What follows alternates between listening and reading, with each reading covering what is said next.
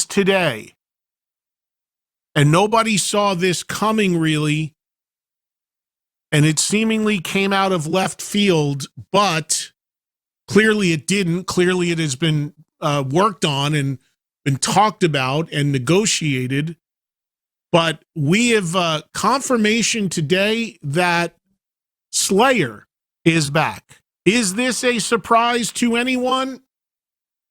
Well, no, because it shouldn't be. Because as I've said repeatedly, no band is ever done. Ever. How many more examples do you need to never, ever, ever fall for any band doing a farewell tour? How many examples do you need? And as I've also said repeatedly, nothing drives interest and money more than being away and sitting out 5, 10 years, whatever. How many more examples do you need of that? Motley Crue, Pantera, Creed, and now Slayer. There's just a few off the top of my head. The timing on Slayer announcing reunion shows is really interesting to me because it comes right at a time where Kerry King is ramping up to his first ever music outside of Slayer and about to introduce a brand new band and is about to release a record he's been working on for a few years under his own name.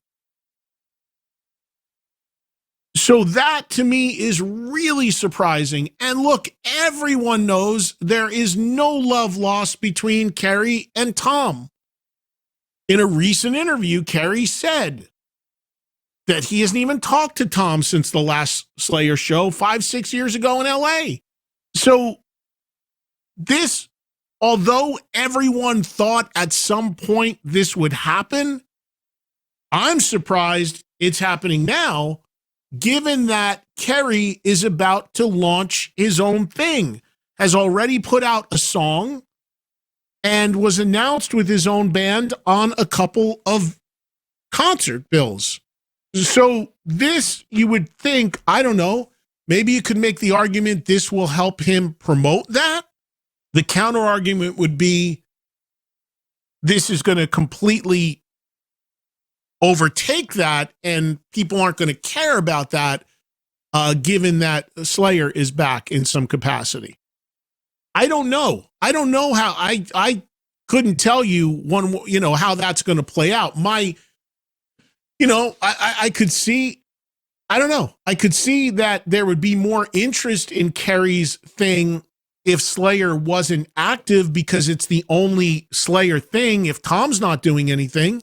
But I could also see how you would use renewed interest in Slayer doing stuff again to also cross-promote your own record. I don't know. What I do know is that every band, Slayer included, that has a has a fan base, and again, goes away, farewell, gone, not coming back, the money thrown at those bands, if they're big and they have a following and they mean something, is enormous and goes up and up and up every year that the band is away, to a point where, in the words of The Godfather, they're made an offer they can't refuse. Seen it a million times. Because as I've said before, there are more rock festivals in the world than ever. And they all are under pressure to deliver a holy shit factor when they release their lineups. What I mean by a holy shit factor is a band that people say, holy shit, they're playing? I thought they were done. Or holy shit, they're playing? I haven't heard from them in years. Holy shit, they reunited? and you pay for the holy shit factor. The promoters pay, and you probably pay by extension with your concert ticket prices. But I don't care what the band is.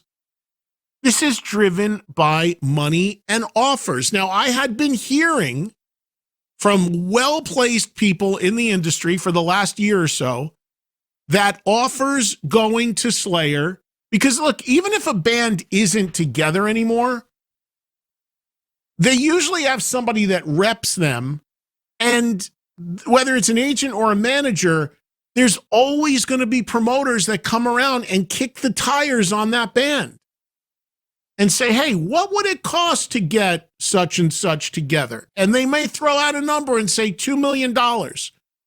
And the person may say, no, not even close. And then after another year goes by, all right, would we do $3 million? Okay, the offer's $3 million. And when you reach a point, again, everybody's got their number that they cannot say no to the money. And again, just for clarity, I don't judge anybody for taking the money. I got no problem with capitalism. But, make no mistake, all of this on all of these bands is about the offers that reach a point where they cannot say no. And I don't care how much animosity or infighting or dysfunction is in a band. The number gets to a certain point, you cannot leave it on the table. And, you saw it with Motley. You're seeing it now with Slayer. That's why the other day I mentioned that I fully believe Linkin Park will perform one day with somebody in Chester Bennington's place. You know what the offers on that are going to be? I'm sure they're already there.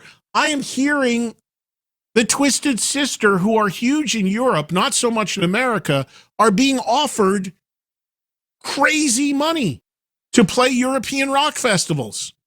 You don't think they're just waiting for that magic number to hit, whatever it may be, $1 million, $1.5 million, whatever the offer is, and for that press release to come out? I guarantee you, as I've said repeatedly, going back to Ozzy and No More Tours in 92 or whatever that was, you are insane if you buy any farewell tour or show. You are the most gullible person on the planet, because every single band, for the most part, I know there's maybe one or two exceptions, but they're on the clock. Every single one comes back. They all do. If they mean something. Look, if you're a band and your reunion, is a club level, I'm talking bands that headline festivals, fill arenas, stadiums. But even lower level bands, I mean, if your guarantees every night are 10,000, but doing a reunion with another member or coming back together and your guarantees go to 50,000 at the club level, that's significant money at that level. It's all relative. But as I tell you guys all the time, this is the music business. That second word is the huger word, and it's always going to be about business. So, nobody really surprised about Slayer coming back. The only thing that is, well, again, maybe I take that back because, again, knowing the disconnect and knowing the weirdness between Tom and Kerry, that's surprising, but to me, more surprising, because that existed for a long time, even when the band was going. So that's kind of irrelevant. They've just made that work for playing live. But what's more surprising about this is the timing. That after all these years, these years of building up to Kerry doing his own thing, now Slayer is back. Again, you can look at that two ways. You can look at that as, okay, it's a good marketing platform for him, or you can look at it as, it's just going to get completely steamrolled over because now Slayer's going to do stuff again. But I guarantee you, maybe, I'm sure that they discussed doing this, and this has been talked about for a while. But here we are in late February. These rock festivals were getting a new one announced every day, seemingly. They need to announce their festivals. They need it now. And look, if you're offered that kind of money, all right, well, let's just go do it. I'll deal with my record when I can deal with it. Now, what they announced was only 2 shows so far. The first is at something called Riot Fest, which is in Chicago on September 22nd. The second will be at Louder Than Life in Louisville, Kentucky on September 27. Here's the official press release. For the first time since the band wrapped up the last concert of its final world tour back in November 2019, Slayer, Tom Araya, Kerry King, Gary Holt, Paul Bostaph announced they will return to the stage this fall, headlining 2 major festivals, Riot Fest and Louder Than Life. Here's a quote from Kerry. Oh, no, this is from Tom. Nothing compares to the 90 minutes when we are on stage playing live, sharing that intense energy with our fans, said Tom Araya. And to be honest, we have missed that. Added Kerry King, have I missed playing live? Absolutely. Slayer means a lot to our fans. They mean a lot to us. It will be 5 years since we've seen them. Notice the wording there, since the band wrapped up the last concert of its final world tour. Not its last concert ever as it was billed, because now it's a little bit of a well, we're not doing any more world tours until they do. But this is, look, is this just for these 2 shows? I doubt it. Will there now be gargantuan offers for other festivals, both in America and around the world? Absolutely. Will they take those? We don't know. Will this mean the band is back in some real capacity, meaning a full tour? We'll see. Is there a possibility they'd make a new record? Who knows? Half of Slayer is Kerry's solo band, too, by the way, because Paul Bostaph is in both things. And the other thing about this is Tom Araya has had well-documented issues with his back and his neck. But again, somebody throws millions of dollars at you. You do what you got to do and figure out a way to make that work. And again, I got no problem. I'm not being critical. The one area you can be critical, though, is if you are a fan that believes farewell tours. We talked about this with Motley and everyone else because, Kiss just did it, obviously. Holy shit, it's the last show. Oh, my God, I got to be there. Whatever it takes, whatever it costs. That's the duping. That's the fleecing. But at this point, I think that falls on you, the fan, if you actually still believe that, when for about 40 years now, you've seen a million examples of this. So Riot Fest, which to my knowledge, I don't know if they've announced other bands, but that will be the first show back unless they add something in earlier for Slayer. And then Louder Than Life, which is, again, in Louisville, is a billion bands, as you know. Hold on a second. I'm just trying to, there's, so many bands on this thing that very fine print it gets to in the ad mat. Okay, so this Louder Than Life festival, 10th year, also maybe overshadowing the whole festival itself is the fact that Slayer is playing it, and Slayer is announced as being back today, which they had to announce it today because these festivals needed to announce their events. They need to get this stuff on sale and start selling it, so they had to announce it. So Louder Than Life is, hold on, I'm just waiting for this website to load up so I could read you some of the bands on here. Okay. Thursday, Friday, Saturday, Sunday event, your top 4 headlines across the board. Slipknot on Thursday, the Reunited Slayer on Friday, Motley Crue on Saturday, Korn on Sunday. So you're already seeing what I also predicted, where you're going to see Motley because they're still relatively fresh blood. They're still relatively new to being back. I would not be shocked at all if you see them headlining most of the, certainly, U.S. rock festivals this year.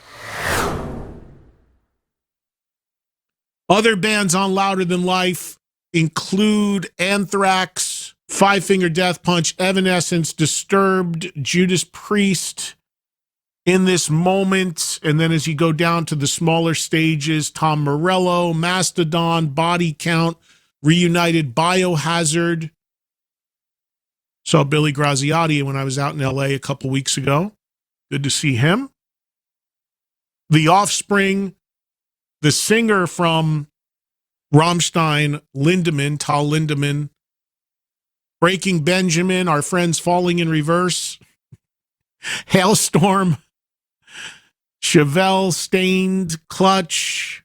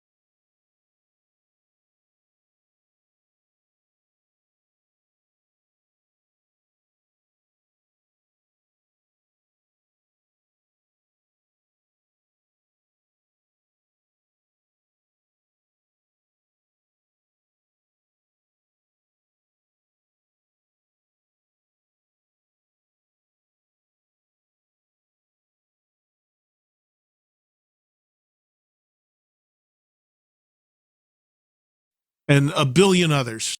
But obviously the big news here, Slayer is back. What this means, where this goes from here, we do not know yet, but we'll get some of those answers soon. And look, I doubt that they're only going to play these two shows. I mean, if you're going to bury the internal hatchet, yeah, you might say you're only going to come back and take these huge money gigs, but you know there's going to be interest in them at least putting a tour together and doing 20 shows or whatever. And it really is amazing, and I've said this many times, and I even said it to Carrie, when you think about a band like Slayer, there is not one song in their entire catalog that you hear on the radio in any way. They don't have an Enter Sandman. They don't have a One. They don't have a Nothing Else Matters. They don't even have a Peace Sells But Who's Buying. But they are enormous with the metal community. And, you know, you got a lot of people that love them, but a lot of people that couldn't name a song, but, you know, oh, it's Slayer, I got to go. So it's just amazing what they've been able to build with zero commercial success in terms of airplay or video play for that matter. Truly, truly amazing. And here they are for another round. We'll see if we can line some stuff with them up in the coming weeks, months, whatever. But again, now it's a weird thing because you got Carrie pushing out this band and this solo record and all of that against the backdrop of everyone wanting to know, you know, what this means with Slayer going forward. And now we just know as of now for sure 2 shows. All right, that is obviously the big news of the day without question.